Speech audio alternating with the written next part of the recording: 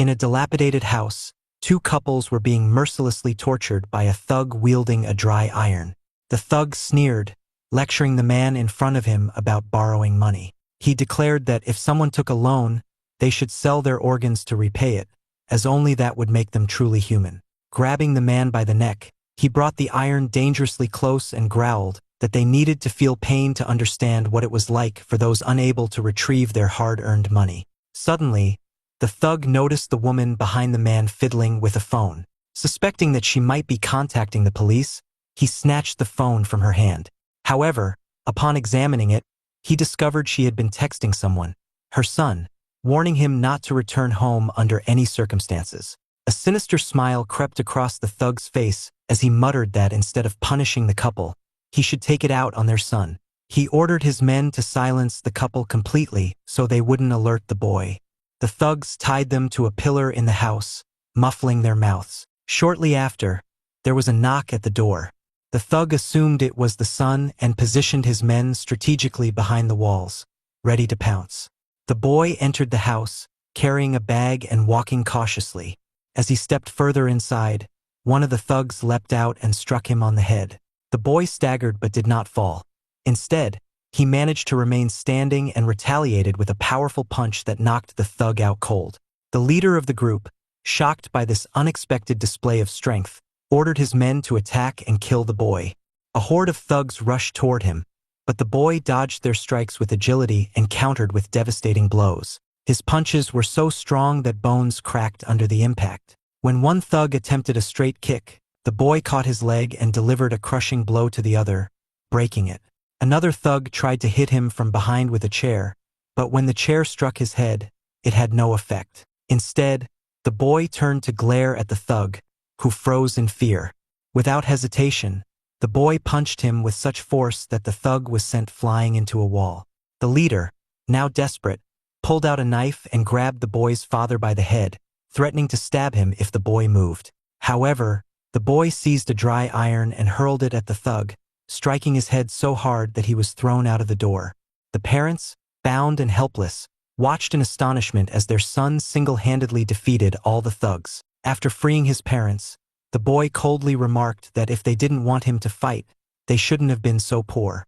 Then, without warning, he collapsed to the ground, unconscious. His mother cried out his name in distress, Kang Sun-woo. Later, ambulances arrived, transporting the injured thugs and Sun-woo to the hospital. The emergency room was chaotic, with numerous patients being admitted at once. A bespectacled man, curious about the commotion, asked a nurse what had happened. The nurse explained that a high schooler had knocked out 10 gangsters after they assaulted his father. The man was astonished by the tale. Meanwhile, the leader of the thugs, lying in a hospital bed, instructed one of his men to find and kill the boy. However, the thug informed him that the boy had also been admitted to the same hospital. The leader smirked and mentioned that the black bear had just left, implying the boy's fate was sealed. Hearing this, the bespectacled man asked the nurse where the high schooler's room was. She informed him it was room 202. He rushed toward the room, his mind racing. If the black bear was involved, this boy might be facing one of the top enforcers. Upon reaching the room, he peeked inside and saw a towering, muscular man standing before Sun-woo. The black bear remarked that he had been summoned to deal with a mere high schooler. He chuckled and told Sun-woo not to blame him too much. After all, he had debts to collect too. What intrigued the black bear was Sun-woo's calm demeanor. The boy showed no fear despite the overwhelming odds. Sun-woo, without hesitation, pulled out the 4 needle from his hand. Black bear, raising his fist, warned Sun-woo that he would teach him real fear. But before the punch could land, Sun-woo launched a quick counterattack, surprising even the bespectacled man observing from the doorway. However, Black Bear struck Sun-woo with a powerful blow, sending him to the ground. The thug mockingly told him that no matter how reckless he was, charging headfirst into danger with wide-open eyes would only lead to his downfall. He declared that Sun-woo's fearlessness would be his undoing. Yet, to Black Bear's astonishment, Sun-woo stood up again. The boy retorted that for someone who claimed to have everything, Black Bear sure talked too much. Infuriated, Black Bear leaped toward Sun-woo with murderous intent. The bespectacled man, watching from outside, wondered if Black Bear truly intended to kill the boy. Suddenly, Sunwoo dodged the attack and, instead, delivered a powerful kick to the Black Bear's face.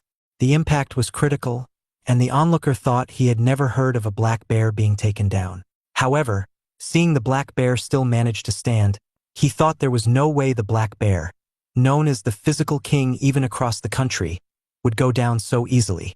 The black bear smiled and said he wouldn't fall after being hit by a mere high schooler.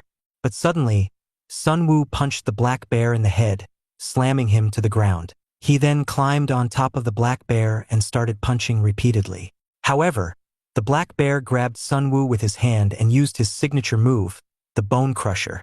Outside the room, a man with glasses observed the situation and recognized the move. He decided to intervene, thinking he had to stop the black bear. As the black bear tried to crush Sunwoo, he was shocked to find his hands going numb, with no visible effect on Sunwoo. Suddenly, Sunwoo began moving and tried to escape the black bear's grip. The black bear, using all his strength, tightened his hold, but Sunwoo shifted his body upward, loosening the grip, and headbutt the black bear with full force. The collision was severe, and the black bear suspected Sunwoo had reinforced his bones with metal or something. Sunwoo delivered another headbutt, this time knocking the black bear unconscious. The man with glasses told Sunwoo to stop, as the black bear was already unconscious. Approaching Sunwoo, he urged him to calm down, warning that escalating things would create trouble. The man then made a phone call, providing a room number and building address, and instructed someone to handle the head trauma from a car accident. When Sunwoo opened his eyes, he asked the man who he was. The man adjusted his glasses and told Sunwoo he was considering teaming up with him. Confused, Sunwoo didn't understand what he meant. Suddenly, people in PPE kits entered the room, confirmed something with the man, and asked if they should wrap it up. The man in glasses inquired if they could assume the black bear wouldn't regain consciousness anytime soon. The people approached the black bear and started doing something to him. Sunwoo, bewildered, had no idea what was going on. The man handed Sunwoo a card, saying he could give Sunwoo whatever he wanted. Sunwoo took the card, visibly confused. The man explained that all Sunwoo had to do was fight for the person he served. However, Sunwoo crushed the card with his hand and told the man to get lost. He threw the card in the trash and said he wasn't interested in making money through fighting, dismissing it as some kind of scam. As Sunwoo left the room, the man remarked that thoughts could change any time. In the next scene, Sunwoo was in a washroom, washing his face and reflecting on his messy life. He thought about how he wanted to at least fulfill his mother's wish to stay out of fights. Suddenly, his father opened the washroom door and asked what he was doing there, telling him he wasn't going anywhere in his current condition. This angered Sunwoo, who accused his father of being responsible for his situation. He pointed out that his father had been a boxing champion with offers but had done nothing and ended up in debt. Sunwoo asked why his father lacked even the pride to sustain a local gym. Sunwoo didn't know why his father had been kicked off the national team, but he criticized him for not thinking about his sick mother. His father remained silent, listening, before telling Sunwoo to stay in the hospital and leaving the room.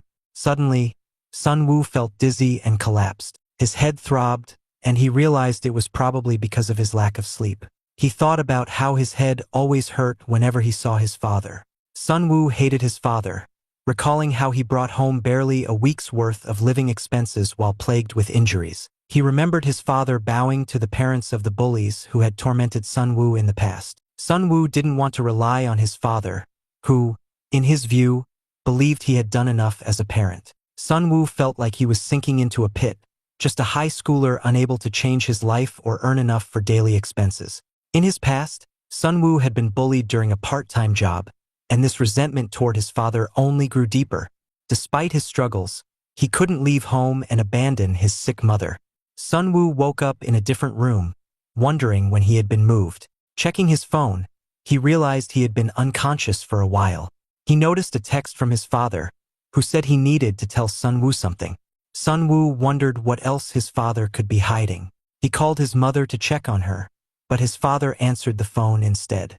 His father warned him not to return home, as gangsters were hiding there, making it too dangerous. He explained that he had moved Sunwoo to a different hospital room under a false name for safety. Sun Woo asked about his mother, and his father assured him she was staying near a police station in a motel and was safe. His father, unable to stay on the phone long, hung up. Sun Woo blamed himself for the situation, thinking it was his fault for getting involved with those men. If only he hadn't messed with them, things might have been different. Sun Woo hesitated for a moment, reflecting on his chaotic thoughts. After taking a deep breath, he decided he couldn't waste any more time and began running to find his mother. However, as he hurried through the hospital corridors, his phone rang. The caller ID showed his father's number, which gave him a fleeting sense of relief. But when he answered the call, the voice on the other end didn't belong to his father. Instead, it was an unfamiliar person asking if he was Mr. Hang's son. Sun Woo cautiously confirmed his identity and asked who the caller was. The person explained that his father had been in an accident and was currently unconscious. According to the caller, some passers-by had found Mr. Hang after a fall and had rushed him to the hospital. Alarmed by the news, Sun Woo quickly made his way to the hospital room where his father was being treated. When he entered the room, Sun Woo's heart sank at the sight of his father lying motionless on the hospital bed, his head covered in stitches. A doctor approached him and, with a grave expression, explained that the surgery had been extremely difficult. The doctor went on to say that the procedure alone would cost over 100 million won, and that long-term treatment and rehabilitation would require an even larger sum. Hearing this, Sun Woo felt an overwhelming sense of helplessness. He sat on a nearby bench, clutching his head in his hands as tears streamed down his face. He couldn't fathom how he would gather the funds needed to save his father. In his desperation, Sun Woo recalled the business card he had thrown into the trash earlier. It felt like a distant thread of hope, but he clung to it.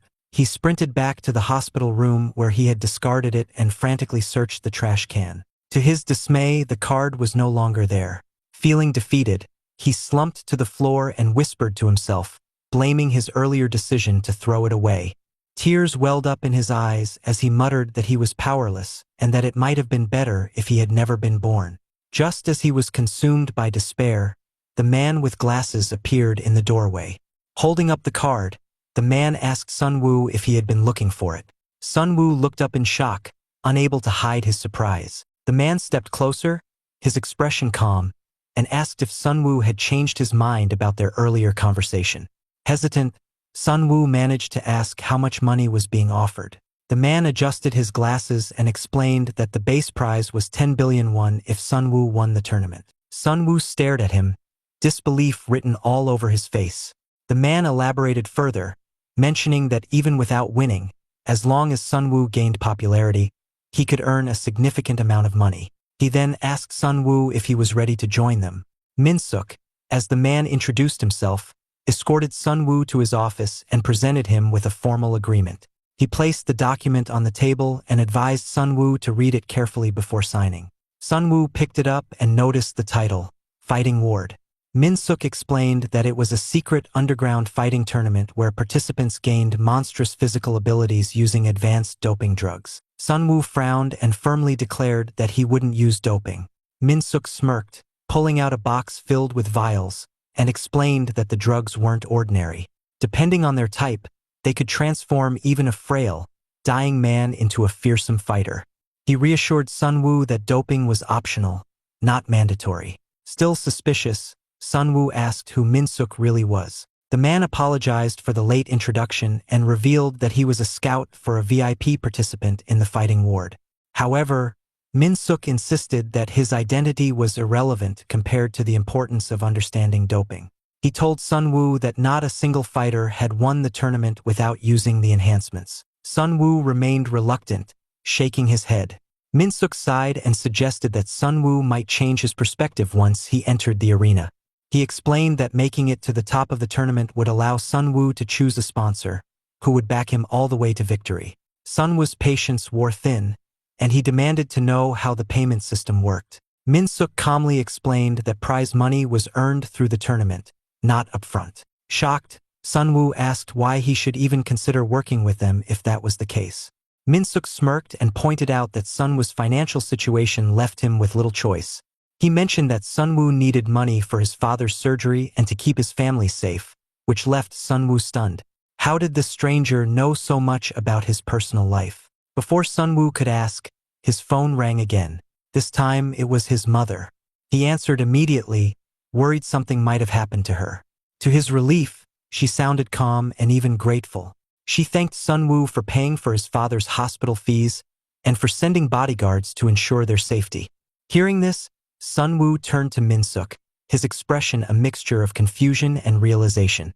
Minsuk nodded and assured him that a safe home had already been arranged for his family, so Sunwoo didn't need to worry about them. He explained that they had no other option but to rely on Sunwoo. Realizing the gravity of the situation, Sunwoo reassured his mother, asking her to trust the people he had sent and follow their instructions. He promised to return soon and hung up the call. Turning back to Minsuk, he asked what the stakes were for a prize as high as 10 billion won. Minsuk explained that the 10 billion was just the base prize. Depending on how much people bet on Sunwoo, the total could increase significantly. He recounted that one winner had walked away with over 15 billion won, leaving Sunwoo utterly shocked. Minsuk, however, didn't sugarcoat the risks. He warned that many participants either became permanently disabled or lost their lives in the tournament. Only a small percentage of fighters, around 10%, managed to leave unscathed. Sunwoo was horrified by the revelation and asked how such a deadly competition could remain hidden from the public. Minsuk began explaining to Sunwoo why the fighting ward had remained a well-kept secret despite the high mortality rate. He pointed out that the secrecy was, in fact, maintained because so many participants perished. Once Sunwoo signed the contract, the first step would be to create a death alibi. Sunwoo, puzzled by the term, wondered what it could possibly mean. Minsuk elaborated, stating that the hospital, being the host of the tournament, was the perfect place to fabricate a participant's death. He added that they would ensure Sunwoo appeared on camera in specific locations or made verifiable purchases under his own name. This would establish the illusion of Sunwoo's death before he even entered the arena. Minsuk continued, saying that once this alibi was in place, there was no kind of death they couldn't fake, whether it was a mysterious disappearance, a tragic fall and illness, or even the side effects of a drug overdose. Hearing this, Sunwoo became increasingly uneasy and asked what would happen if he decided to report this entire operation to the authorities. He also questioned why Minsuk would reveal so much to him.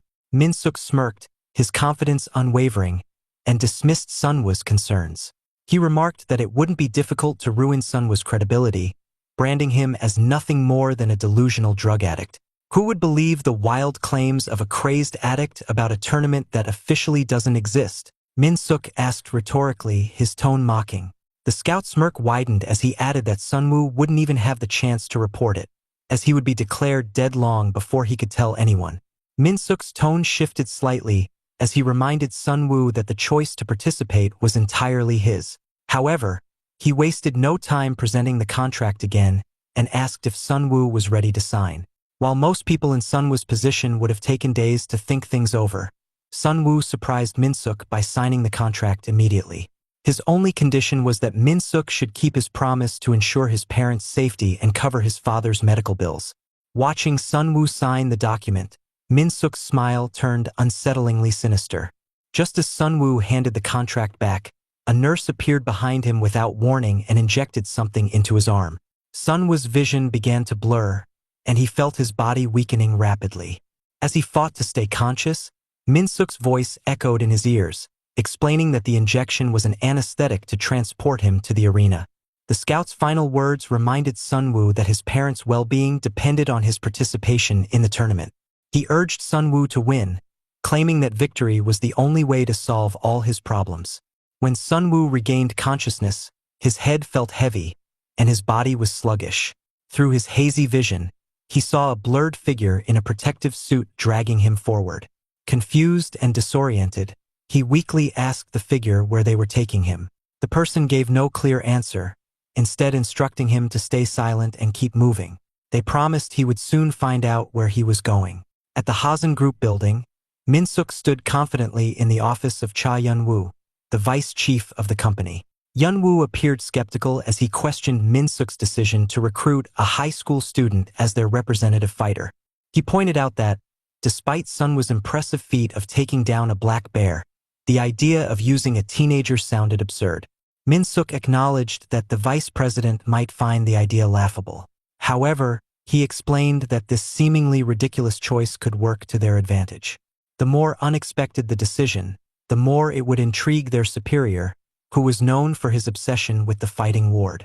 Yunwoo raised an eyebrow, asking if Min-suk genuinely believed that one student could pose a serious threat to their competition, particularly someone as formidable as Hyungnim. Min-suk responded confidently, explaining that Sunwoo's physical condition had been thoroughly examined after the Black Bear incident. Despite sustaining injuries, Sunwoo's recovery had defied all expectations, and his body had demonstrated resilience beyond belief. This piqued Yunwoo's curiosity, prompting him to ask for more details about what Min-suk meant. Meanwhile, Sunwoo's senses slowly returned as he opened his eyes. The first thing he noticed was a pair of legs standing in front of him. Looking up, he saw a man who appeared to be another participant in the fighting ward. Before anything could happen, a guard armed with a gun ordered the man to step back, warning him to stay away from Sunwoo. As Sunwoo looked around, he realized he was inside a ring. Several drones buzzed overhead, capturing live footage of the scene. The drones scanned Sunwoo and announced to the audience that the first random match of the tournament was about to begin. The voiceover explained that this preliminary round would determine which of the 200 fighters would advance to the main battle arena. The round was dubbed a doping test, where participants would be randomly assigned doping agents that enhanced specific physical abilities. The announcement continued, informing the VIP viewers watching the broadcast that they could now place their bets. Before Sunwoo could fully comprehend what was happening, the voice signaled the start of the match. Across the ring, Sunwoo's opponent reached for a syringe containing a doping agent. Sunwoo stood frozen, his thoughts racing. He had already broken multiple promises to avoid fighting and to graduate from school. He couldn't bear to break his final vow, not to use drugs. However, as he watched, the syringe slipped from his opponent's hands and fell to the ground. Within moments, the opponent's physique began to change dramatically. The drones announced that Han Cheol, the opponent, had successfully activated his enhanced abilities. Cheol smirked, clearly reveling in his newfound strength. He muttered to himself, declaring that his luck had finally turned around. With this power, he vowed to crush anyone who had mocked him as a loser. Without warning, Cheol leaped across the ring, closing the distance between them in an instant. His monstrous grin widened as he imagined killing Sunwoo. But before Cheol could land his attack, Sunwoo instinctively threw a punch, striking Cheol in the face and forcing him to step back. Sunwoo quickly analyzed the situation, noting that while his opponent's strength had increased, his reaction speed seemed unaffected. He concluded that if he could carefully close the distance and create an opening, he might stand a chance. However, Cheol quickly recovered and charged at Sunwoo again. This time, Sunwoo couldn't dodge in time, and Cheol's punch landed squarely on his head. The force of the blow staggered Sunwoo, but he forced himself to think clearly. He realized he needed to aim for Cheol's face, which seemed like the only vulnerable spot. As Sunwoo tried to regain his footing, Cheol grabbed his leg and slammed him into the ground. Laughing maniacally, Cheol taunted Sunwoo, saying he was enjoying every moment of crushing him. Cheol then jumped high into the air, preparing to land a devastating blow on Sunwoo's ribs. Sunwoo, lying on the ground, could do nothing but brace himself as Cheol descended toward him, his monstrous grin etched with cruel satisfaction. On the other side, Min-suk explained to Yunwoo that Kang Sunwoo's body had undergone a detailed examination following the Black Bear's devastating, bone-crushing attack. What they discovered was nothing short of extraordinary. Min-suk revealed that Sunwoo's bone density was more than 10 times that of a normal human being. It was as if his skeletal structure wasn't even human. He expressed disbelief, emphasizing how Sunwoo's bones defied all medical understanding. This anomaly made Sunwoo unique in the fighting ward, setting him apart from any other fighter they had seen. Meanwhile, in the fighting ring, Sunwoo faced his opponent, Han Cheol, in an intense and brutal match. At one point, Sunwoo managed to grab Cheol's leg and deliver a forceful kick to his head, staggering the larger fighter momentarily. Cheol quickly recovered and tried to grab Sunwoo's leg again, but this time Sunwoo anticipated the move and deftly maintained a safe distance from his opponent. Cheol couldn't help but wonder how Sunwoo could still be standing strong without the use of doping agents. He had seen countless fighters falter under the strain of such battles, yet Sunwoo appeared unfazed. Sunwoo, on the other hand, was carefully analyzing the situation. He noticed that Cheol's movements were slowing, and it was clear that his opponent's stamina hadn't been significantly enhanced. Realizing this, Sunwoo formulated a strategy. As long as he avoided being grabbed, he could aim for Cheol's face with quick, precise punches rather than relying on raw power. With determination, Sunwoo dashed toward Cheol. Anticipating the attack, Cheol extended his arms to grab him, but Sunwoo was moving far too fast. Cheol barely saw him before Sunwoo struck, targeting his face to disrupt his movements. Cheol swung his hands wildly, attempting to grab Sunwoo, but his efforts were in vain. Sunwoo delivered a series of rapid punches to Cheol's face, each one landing with precision. However, as Sunwoo went for his final punch, Cheol caught his arm mid-swing. Smirking, Cheol taunted Sunwoo, claiming that he had allowed him to land those punches on purpose. Sunwoo, undeterred by the mockery, calmly retorted that it wasn't a matter of permission. Cheol had no choice in the matter. With his arm immobilized, Sunwoo asked Cheol if he knew why kangaroos held their opponent's arms before delivering a powerful kick. Confused, Cheol had no time to react as Sunwoo suddenly lifted his entire body into the air. In one swift motion, Sunwoo delivered a devastating kick to Cheol's face. The impact was critical. Blood erupted from Cheol's mouth as he was sent flying backward, landing heavily on the ground several feet away. Stunned and humiliated, Cheol punched the floor in frustration. He couldn't comprehend why he was struggling so much against an opponent who hadn't even used doping. Then, his gaze fell on a nearby syringe containing a stamina-enhancing doping agent. Desperation overtook him as he decided that one dose wasn't enough to overcome Sunwoo. Ignoring the risks, Cheol grabbed the syringe and injected the contents into his body. Sunwoo, realizing what was happening, sprinted toward him in an attempt to stop him, but it was too late. The syringe was already empty, and the doping agent began coursing through Cheol's veins. Almost instantly, Cheol's energy levels surged. He charged at Sunwoo with inhuman speed, catching him off guard. Grabbing Sunwoo's body, Cheol hurled him violently to the ground. The impact left Sunwoo gasping for air, blood trickling from his mouth as he struggled to get up. A drone hovered nearby to analyze Sunwoo's condition, but Cheol angrily swatted it away, growling that the fight wasn't over. Grabbing Sunwoo by the neck, Cheol attempted to choke him. However, before he could finish, blood suddenly began to pool around him. His movements grew sluggish, and within moments, Cheol collapsed lifelessly.